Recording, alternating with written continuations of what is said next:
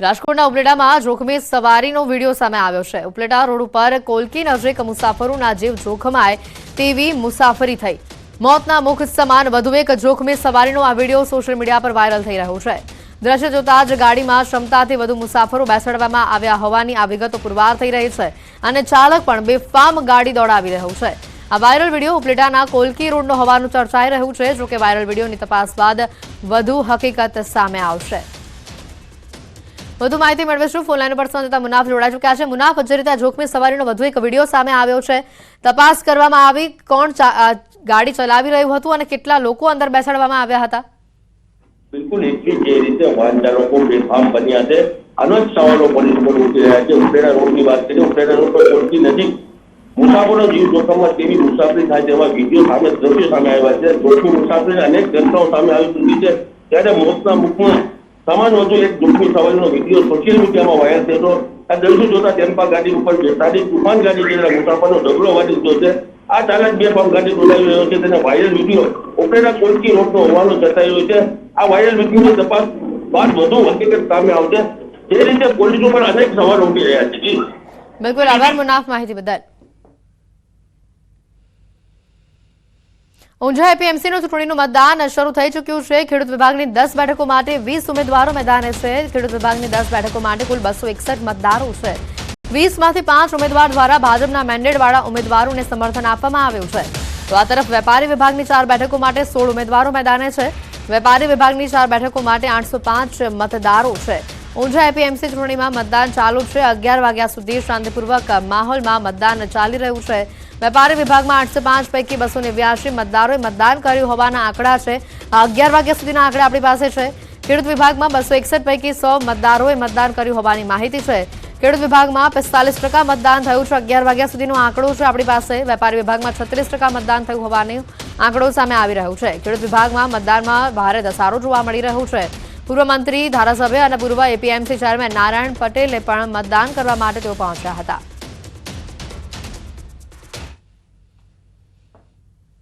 પાર્ટીએ સમરસ પૂરેપૂરતા પ્રયત્નો કરેલા છે અને અમારા કાર્યકર્તાઓ પણ સાથે લાગેલા છે। એક મળીને બધાને સાથે રાખવા પૂરતા પ્રયત્નો કરેલા છે અને એ પ્રયત્નો અમારા ચાલુ છે અને એનું પાલન થાય એના માટે પૂરેપૂરો આગ્રહ રાખેલો છે। ઊંઝા એ સમગ્ર એશિયામાં ખ્યાતનામ મસાલા બજાર છે, એટલે આની ચૂંટણી પ્રત્યે લોકોને ચોક્કસ જિજ્ઞાસા હોય, પણ અહીંયા આગળ ખૂબ જ સૌહાર્દભર્યા વાતાવરણમાં અત્યારે ચુનાવ થઈ રહ્યો છે। જામનગરમાં ડુંગળીની રેકોર્ડ બ્રેક આવક જોવા મળી છે। હાવા માર્કેટિંગ યાર્ડમાં ડુંગળીની આવક નોંધાઈ છે। માર્કેટિંગ યાર્ડમાં વાહનોના થપ્પા લાગ્યા છે। 225 વાહનોમાં 15,000 જેટલી ગુણીઓમાં ડુંગળી ભરી ખેડૂતો યાર્ડ પર પહોંચ્યા। હાપા માર્કેટિંગ યાર્ડમાં આજથી ડુંગળીની આવક બંધ કરાઈ છે। નવી જાહેરાત ન થાય ત્યાં સુધી આવક બંધ કરવામાં આવી છે। જામનગર હાપા માર્કેટિંગ યાર્ડમાં ડુંગળીની મબલક આવક થઈ રહી છે અને હાલ પૂરતી આ આવક બંધ કરાઈ છે। ડુંગળીની ઐતિહાસિક આવક આજે થઈ છે।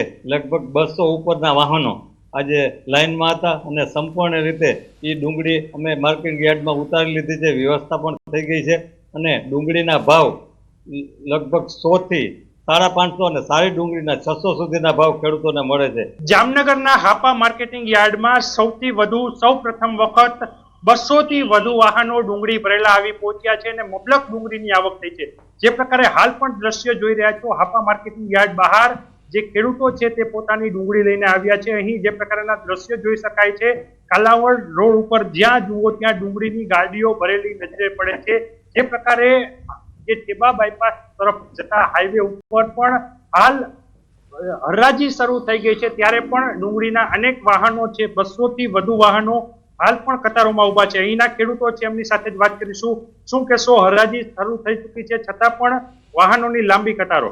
અત્યારે તમે જોઈએ તો કોઈ પણ એને વ્યવસ્થાનું કાંઈ ઠેકાણા નથી। આ વાહનની લાઈન તમે સાહેબ જોઈ લો ત્યાં સુધી છે, આટલા વાહન એમને પડ્યા છે, કોઈ સુવિધા બસ ટોટલી અભાવ। ત્યારથી તમે ઉભા છો વાહનો લઈને અને ડુંગળી માટેની અત્યારે કેટલી વાહનોની લાઈન હતી?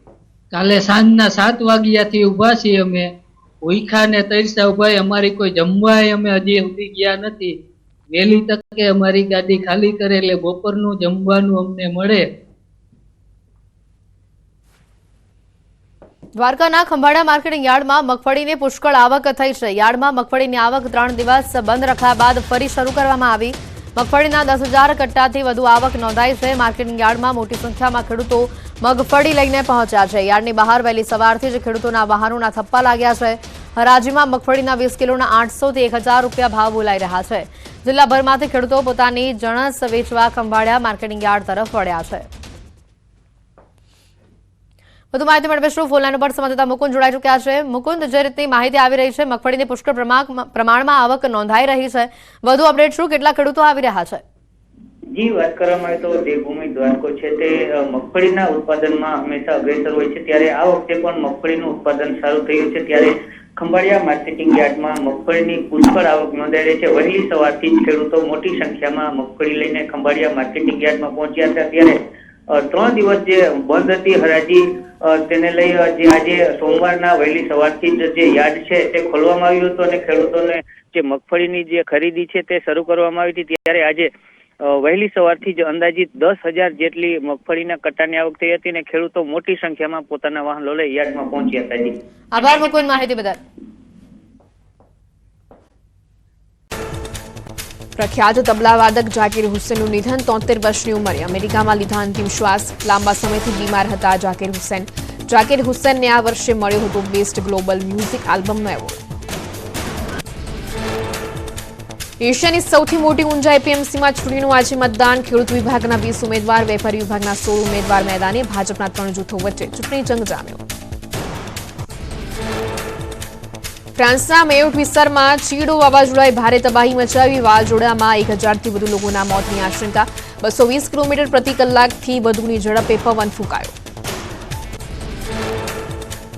સતત 5મા દિવસે રાજ્યમાં કાતિલ ઠંડીનો પ્રકોપ. 6.8 ડિગ્રી સાથે નર્મદા ઠૂંઠવાયો તો નલિયામાં 7.8 ડિગ્રી તાપમાન નોંધાયું. થરાદમાં પણ 7.9 ડિગ્રી સાથે હાડથી જવતી ઠંડીનો લોકોએ સામનો કર્યો. સૌરાષ્ટ્રની દક્ષિણ ગુજરાતમાં પણ ઠંડીનો કહેર યથાવત. ફ્રાન્સના મેયોટ વિસ્તારમાં વાવાઝોડાએ મચાવેલી તબાહીના ડ્રોન દ્રશ્યો સામે આવ્યા. કેટલાક સ્થળોએ સમગ્ર વિસ્તાર નાશ પામતા રહીશો બેઘર થયા. પહાડના ઢાળ તરફ બનેલા અસ્થાયી ઘરો સંપૂર્ણપણે તબાહ. ચીડો વાવાઝોડું 100 વર્ષનું સૌથી શક્તિશાળી વાવાઝોડું. કચ્છવાસીઓ થઈ જજો સાવધાન, હજુ પણ કાતિલ ઠંડી ભૂક્કા કાઢશે. ઠંડીને લઈને હવામાન વિભાગે કરી મોટી આગાહી. આગામી 2 દિવસ સુધી કચ્છમાં કોલ્ડ વેવની આગાહી. 2 દિવસ કચ્છમાં ઠંડીનું યલો એલર્ટ જાહેર કરાયું. 2 દિવસ બાદ ઠંડી ગાયબ થઈ જશે. અંબાલાલ પટેલે કરી ભૂક્કા બોલાવી દે તેવી આગાહી. કહ્યું 17મી બાદ તાપમાનમાં વધારો થશે અને ઠંડી ગાયબ થઈ હોય તેવો અહેસાસ થશે. કચ્છમાં ભારે પવનો ફૂંકાવાની કરી આગાહી. ડિસેમ્બરના અંતમાં ઠંડીનો નવો રાઉન્ડ આવશે. 26 ડિસેમ્બર બાદ મજબૂત પશ્ચિમી વિક્ષેપની શક્યતા. ઉત્તરીય પર્વતીય પ્રદેશોમાં ભારે હિમવર્ષાની અંબાલાલ પટેલે કરી આગાહી. ગુજરાતમાં ગાજવીજ અને કરા સાથે વરસાદનું સંકટ. અંબાલાલ પટેલે કરી મોટી આગાહી. કહ્યું 14મી જાન્યુઆરી બાદ કરા સાથે વરસાદની શક્યતા. 30 જાન્યુઆરી સુધી થશે ડબલ ઋતુનો અહેસાસ. કડકડતી ઠંડીમાં વડોદરાવાસીઓ ઠૂંઠવાયા. તાપમાનનો પારો 10.2 ડિગ્રી નોંધાયો. દિવસે પણ ગરમ વસ્ત્રો પહેરવા પડે તેવી સ્થિતિ. ઠંડા પવનો ફૂંકાતા લોકો તાપમાનનો સહારો લેવા મજબૂર. શહેરના રોડ રસ્તા પર ટ્રાફિકનું ભારણ પડ્યું ઘટ્યું. ઠંડીએ બતાવ્યું આક્રમક સ્વરૂપ. પંજાબ હરિયાણાથી લઈને ઓડિશા સુધી હાડથી જવતી ઠંડીનો કહેર. ઓડિશાના મયુરભંજ જિલ્લાના રામતીર્થમાં લઘુત્તમ તાપમાન -10 ડિગ્રી નોંધાયું. ઉત્તર પશ્ચિમ ભારતમાં 5 દિવસ અને મધ્ય ભારતમાં 3 દિવસ કાતિલ ઠંડીની આગાહી. રાજસ્થાનના ઝુંઝુનુ જિલ્લામાં ઠંડીનો પ્રકોપ. ખેતરોમાં પક્ષી માટે મૂકેલા પાણીના કુંડામાં બરફ જામ્યો. બરફના કારણે શાકભાજીના પાકને પણ નુકસાન. 19 ડિસેમ્બર સુધી કોલ્ડ વેવ રહેવાની આગાહી.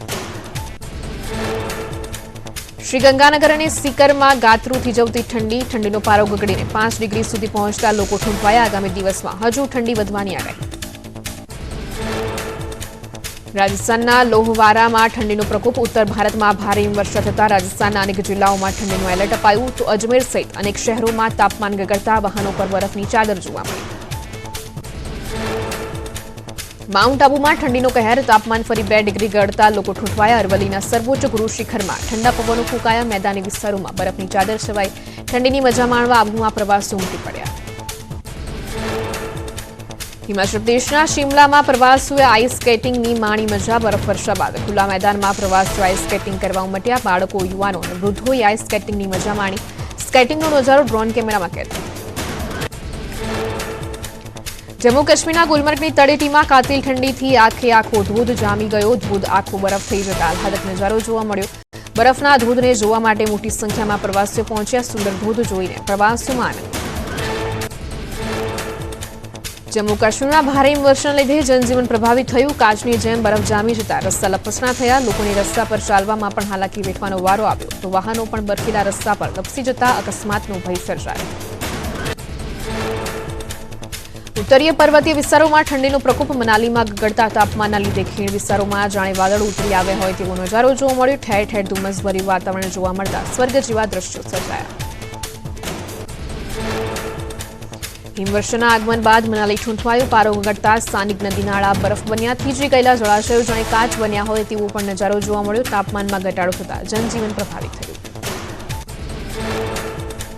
જમ્મુ કાશ્મીરના કોલ્ડવેવની અસર. ડલ લેક પર ધુમ્મસ ભર્યું વાતાવરણ જોવા મળ્યું તો યાયાવર પક્ષીઓનો પણ ડલ લેકમાં જમાવડો જોવા મળ્યો. સતત ગગડી રહેલા તાપમાનના લીધે જનજીવન પર અસર. શિમલામાં ઉમટ્યા પ્રવાસીઓ. હિમવર્ષાના સમયગાળામાં વિદેશી પ્રવાસીઓએ પણ શિમલાની મુલાકાત લીધી. ફાગુ, કુફરી, નારકંડા સહિતના સ્થળોએ પ્રવાસીઓની ભીડ જામતા ધંધા રોજગારને પણ વેગ મળ્યો તો પ્રવાસીઓએ વાતાવરણની લીધી મજા. ઓડિશાના મયુરભંજમાં કોલ્ડવેવની અસર. તાપમાન ગગડતા ઝાકળના ટીપા થીજી ગયા હોય તેવા દ્રશ્યો જોવા મળ્યા. તળાવના પાણી પર પણ ઠંડી વરાળ જોવા મળી તો છોડ પર મોતીના દાણાની જેમ બરફ જામી. તમિલનાડુનું થૂથુકુડી થયું પાણી. PNT કોલોની, કથિરવેલ નગર સહિતના વિસ્તારોમાં પાણી ભરાતા લોકોને હાલાકી વેઠવાનો વારો આવ્યો. આકાશી આફત બાદ હજુ પણ પાણી ન ઓસરતા તંત્રની કામગીરી પર ઉઠ્યા સવાલ. થૂથુકુડીમાં જળબંબાકારની સ્થિતિ યથાવત. નીચાણવાળા વિસ્તારોમાં પાણી ન ઓસરતા લોકો પરેશાન થયા. મિલ્લેરપુરમ સહિત થૂથુકુડીના પશ્ચિમ વિસ્તારોમાં રસ્તાઓએ જળસમાધિ લીધી હોય તેવા દ્રશ્યો જોવા મળ્યા. મોરબીમાં ગરમ કપડાની તિબેટિયન માર્કેટમાં જોવા મળી તેજી. કડકડતી ઠંડી વચ્ચે લોકોએ ગરમ કપડાની ખરીદી શરૂ કરી. આગામી સમયમાં વધુ ઠંડી પડવાની આગાહીને ધ્યાને રાખીને લોકો પૂર્વ તૈયારીમાં લાગ્યા. સત્તારધાર ગામ અને આપાગીગાની જગ્યાનો વિવાદ સુરત પહોંચ્યો. ગુર્જર ક્ષત્રિય કડિયા સમાજ મોરચો કાઢી કલેક્ટર કચેરીએ પહોંચ્યા. વિજય બાપુને બદનામ કરી પૈસા પડાવવાનું કાવતરું ઘડાયું હોવાના આક્ષેપ કર્યા. આરોપીઓ સામે કાર્યવાહી કરવા આવેદન અપાયું. ભાવનગરમાં ડોક્ટર સાથેની છેતરપિંડીમાં વધુ એક આરોપી ઝડપાયો. શેરબજારમાં રોકાણના બહાને ડોક્ટર સાથે કરી હતી 50.89 લાખની ઠગાઈ. સાયબર ક્રાઇમની ટીમે હર્ષિલ દવે નામના શખ્સનો હરિયાણા જેલમાંથી કબજો મેળવ્યો. આ કેસમાં અગાઉ 5 આરોપીઓની થઈ હતી ધરપકડ. જૂનાગઢમાં દુષ્કર્મ આરોપીએ ઝેરી દવા પીને કરી આત્મહત્યા. 7 દિવસની પેરોલ મળતા ઘરે આવ્યો હતો આરોપી. મિતુલ બારૈયા નામના આરોપીએ ફરી જેલમાં ના જવું પડે તે માટે જીવન ટૂંકાવ્યું. પોલીસે વધુ કાર્યવાહી હાથ ધરી.